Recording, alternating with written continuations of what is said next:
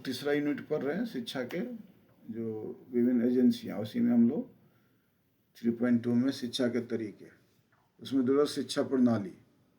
हाँ, इसमें तरीके में नियमित, खुला, दूरस्थ और ऑनलाइन मिश्रित बोला है। तो दूरस्थ क्या है? दूरस्थ प्रणाली बिल्कुल नहीं है।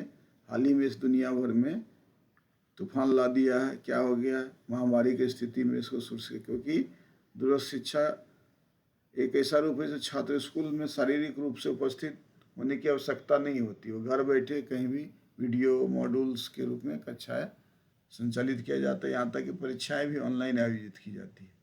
परिणाम स्वरूप आप दुनिया में किसी भाग से कहीं से भी कोर्स कर सकते हैं। नियमित शिक्षा व्यवस्था क्या है? इसमें प्रारंभिक शिक्षा प्रणाली बिल्कुल वैसे ही बनी हुई जैसे विश्वविद्यालय में अभी आमने सामने कक्षाएं संचालित होती है। हालांकि मल्टीमीडिया और प्रौद्योगिकी के उपयोग ने पिछले कुछ दशकों से अनुभव बदल दिया है। जो छात्र डिग्री हासिल कर रहे हैं अभी भी पाठ्यक्रम पूरा करने के लिए व्याख्यान और परीक्षाओं में भाग ले रहे हैं। दूरस्थ शिक्षा बनाम नियमित शिक्षा, ये पूछता है क्या अंतर है? तो शिक्षा हमें क्या है? आसपास की दुनिया को ज्ञान देता है और ये कुछ बेहतर बदलने के लिए हमारी क्षमता का निर्माण करता है। अगर आप टीचर्स का ट्रेनिंग ले रहे हैं, अगर आप अच्छा से पढ़िएगा तब आप विशेष पास कर पाइएगा और विशेष आवश्यकता वाले बच्चे को पढ़ा पाइएगा। ठीक है। तो अतीत में क्या होता है? सबसे कोई अपना पेशा चुनते थे, जैसे आप लोग पेशा सोचते हैं, उस आजीविका कमाने के लिए जीवन भर अपनाते थे, लेकिन लोगों की नई परिस्थिति में अनुकूल ढलना पड़ रहा है। यहाँ तक कि एक ही समय 2 नौकरियाँ करनी पड़ रही है। बदलते समय लोग सामाजिक आर्थिक परिवर्तनों के अनुकूल अधिक से अधिक नए कौशल विकसित करने की आवश्यकता होगी।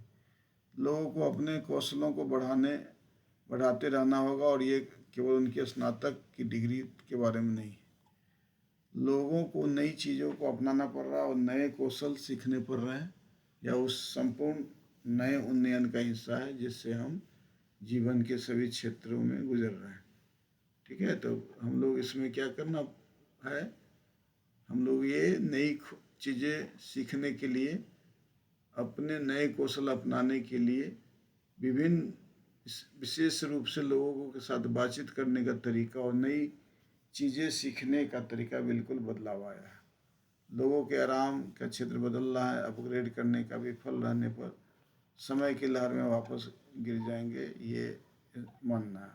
दूरस्थ शिक्षा क्या है?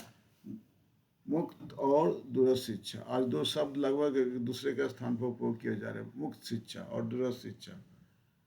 इन्हें अक्सर संयुक्त रूप से मुक्त या दूरस्थ शिक्षा ODL के रूप में जाना जाता है। मुक्त शिक्षा एक दर्शन है और दूरस्थ शिक्षा इसके वास्तविकता में अनुवाद करने के लिए उपयोग की जाने वाली विधि है, क्योंकि दोनों एक दूसरे का पूरक है। दूरस्थ शिक्षा, डिस्टेंस एजुकेशन, एक व्यापक शब्द है। सभी इससे क्या होता है?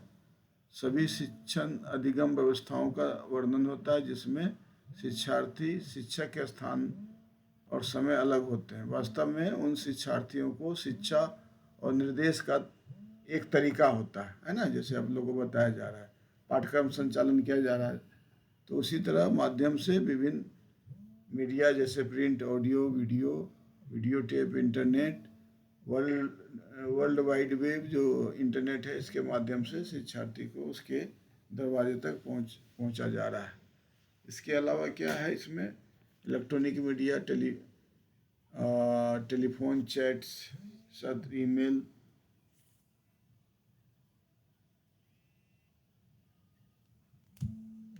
इस सब पर जो है पत्राचार अध्ययन के पर जो है आमने सामने संपर्क के माध्यम से भी होता है, और डिस्टेंस एजुकेशन संस्थान द्वारा समय समय पर 1 सप्ताह के लिए बुलाया जाता है। फिर खुला शिक्षा है, ओपन एजुकेशन। इसमें क्या है? शैक्षिक क्षेत्र में नवाचार और सुधार के लिए विशिष्ट श्रृंखला शामिल। इसमें क्या? प्रवेश और निकास से संबंधित शिक्षार्थियों को लचीलेपन की वकालत करता है। अध्ययन की गति, स्थान, अध्ययन की विधि और पाठ्यक्रमों का चयन भी जो है, संयोजन भी, मूल्यांकन और पाठ्यक्रम को पूरा करना रहता है। प्रतिबंध जितने कम होंगे, खुलापन जो होता है उतना क्या होगा, ज़्यादा, उतना मात्रा में अधिक होगी। इसलिए मुक्त शिक्षा प्रणाली का उद्देश्य सामाजिक और शैक्षिक असमानताओं को दूर करना, ऐसा अवसर प्रदान करना जो पारस्परिक कॉलेज विश्वविद्यालय द्वारा प्रदान नहीं किए जाते हैं। उनको मौका नहीं मिलता है, गरीबी कारण, टाइम के कारण कहीं जॉब कर रहे हैं। तो ओडीएल अभी बताएं जो है ऑनलाइन एजुकेशन, ठीक है, ये मुक्त शिक्षा का प्राप्त है, ऑनलाइन डिस्टेंस एजुकेशन। तो भारतीय उच्च शिक्षा प्रणाली में एक विशेष स्थान, क्योंकि सकल नामांकन अनुपात को बढ़ाने और भारत की आबादी के बड़े हिस्सों के लिए उच्च शिक्षा के लोकतंत्रीकरण में इसका प्रमुख योगदान है। विशेष रूप से वंचितों तक पहुंचने और आजीवन सीखने की मांगों को पूरा करने के लिए जो ज्ञान समाज के आवश्यकता पर बन गई है। डिस्टेंस एजुकेशन क्या होता है, इसमें पहले भी चर्चा की है। जनसंख्या का बड़े हिस्सा, विशेष रूप से अब सबको पढ़ाना है तो इतने स्कूल से, इतने कॉलेज, इतनी सारी व्यवस्था, बैठेंगे कहाँ, देखते होंगे कहीं कहीं इतने स्टूडेंट आते, उतनी जगह नहीं रहती बैठने के लिए। तो उसके लिए घर बैठे सीखना जो है, और उसी के तरह सर्टिफिकेट मिलना। इसमें क्या है, पाठ्यक्रमों का संयोजन जो पढ़ाया जाता है, नामांकन के लिए पात्रता, प्रवेश आयु, परीक्षा का संचालन, ये सब जो कार्यान्वयन, कौशल और योग्यता उन्नयन जो सरकार जिसे रखती है, उसमें थोड़ा सा छूट दिया जाता है और सरकार के नियमानुकूल इसको संचालित किया जाता है। तो शिक्षा क्या है, एक आजीवन गतिविधि के रूप में विकसित करना, ताकि व्यक्तियों को अपने ज्ञान और अद्यतन नए क्षेत्रों में ज्ञान प्राप्त कर सक्षम बनाना।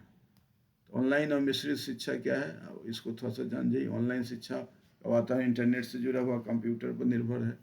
सीखने की जिम्मेदारी मुख्यतः शिक्षार्थियों पर आ जाती है।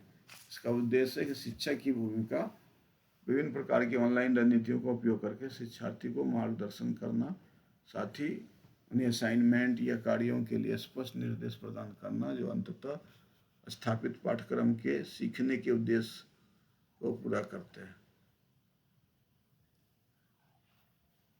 और हम लोगों ने जाना है कि ऑनलाइन पाठ्यक्रम 100% ऑनलाइन पाठ्यक्रम का वितरण, इसमें बहुत कम या कोई आमने सामने सत्र नहीं होता है। इसके विपरीत मिश्रित शिक्षण क्या होता है, आमने सामने भी होता है, ऑनलाइन भी होता है। कभी कभी ऑनलाइन कर लिया रात में, कभी दिन में क्लास ले लिया, ऐसे। तो दिन में जब मान लीजिए इंस्टीट्यूशन में क्लास लिया तो ऑफलाइन हो गया, और कभी जब बारिश हुआ, कुछ डिजास्टर हो गया, कोई हेल्थ इशू हो गया, कोई अन्य प्रोग्राम हुआ, जो बच्चे कुछ तबीयत खराब है तो नहीं जा पाए, तो वो अपना मोबाइल के माध्यम से, टीवी के माध्यम से, ऑडियो के माध्यम से जो पढ़ाए जा रहे कक्षा को सुनते हैं, या उसको समझने या लिखते हैं, देखते हैं, जो भी है। तो व्यक्तिगत गति से सीखने और दोहराने की सुविधा होती है, बल्कि प्रत्येक छात्र को आमने सामने सत्र में बातचीत करने का लाभ मिलता है। इसलिए मिश्रित शिक्षा छात्रों और व्याख्याताओं दोनों के लिए सर्वश्रेष्ठ प्रदान करती है। ठीक है, तो हम यहीं समाप्त करेंगे, और कल जो है 3.3 को हम लोग उसको करेंगे। अगर कोई